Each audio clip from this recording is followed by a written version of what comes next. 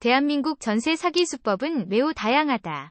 전세 사기는 사람들을 속이고 돈을 가져가는 반사회적인 행위이다. 첫 번째로 가짜 중개사를 통한 사기가 있다. 가짜 중개사는 집을 임대하려는 사람들을 속여서 돈을 받은 후 사라지는 경우가 있다. 두 번째로 직접 거래로 인한 사기가 있다. 이 경우에는 직접 거래하고자 하는 사람들이 전세금을 받고 사라지는 경우가 있다. 세 번째로 가짜 계약서로 인한 사기가 있다. 가짜 계약서로 집을 임대하려는 사람들을 속여서 돈을 받은 후 계약을 깨는 경우가 있다. 네 번째로 집주인 사기가 있다. 집주인은 보증금이나 월세를 받고 나서 집을 내주지 않는 경우가 있다. 다섯 번째로 중개수수료 사기가 있다. 중개사나 부동산 업체에서 중개수수료를 받은 후 매물이 사라졌다면 사기일 가능성이 있다. 여섯 번째로 입주자 변동 사기가 있다. 이 경우에는 임대인이 입주자를 계속해서 바꾸어서 이윤을 얻는 사기이다. 일곱 번째로 자격조건 사기가 있다.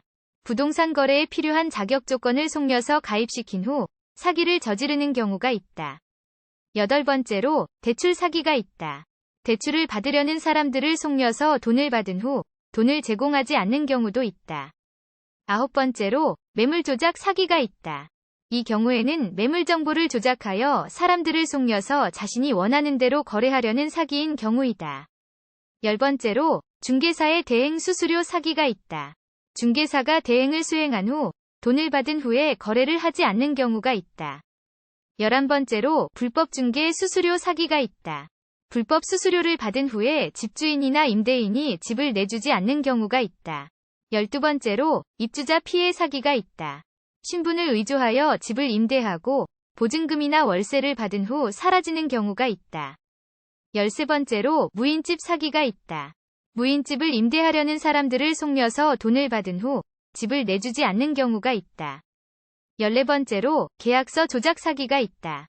계약서를 조작하여 원하는 대로 돈을 받거나 거래를 취소하는 사기가 있다.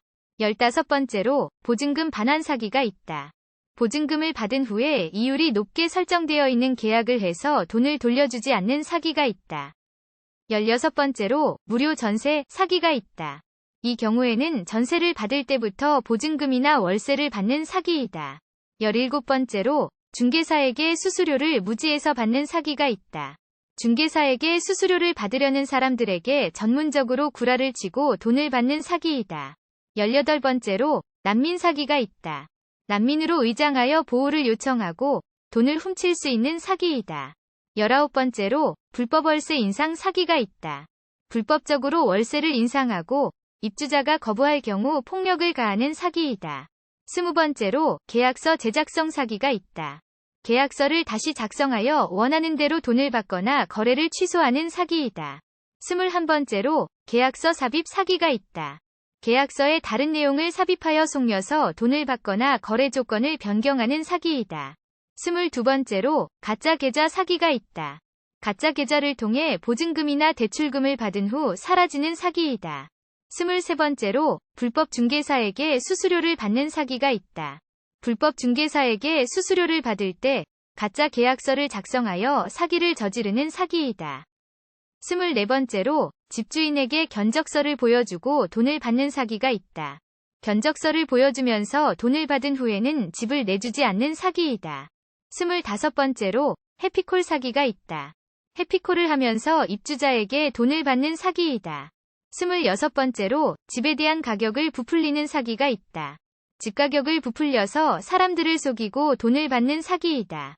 27번째로 중개사에게 리스크 금액을 지불하는 사기가 있다. 실제로는 리스크와 상관없이 돈을 받는 사기이다. 28번째로 셀프 중개 포장 사기가 있다. 셀프 중개 포장을 하여 돈을 받은 후 사라지는 사기이다. 29번째로 면소 대상으로 저렴한 대출을 제공하는 사기가 있다. 면소 대상자들에게 저렴한 대출을 제공하고 돈을 받은 후 사라지는 사기이다. 30번째로 해외 부동산 투자 사기가 있다. 해외 부동산 투자를 광고하고 사람들로부터 돈을 받은 후 사라지는 사기이다.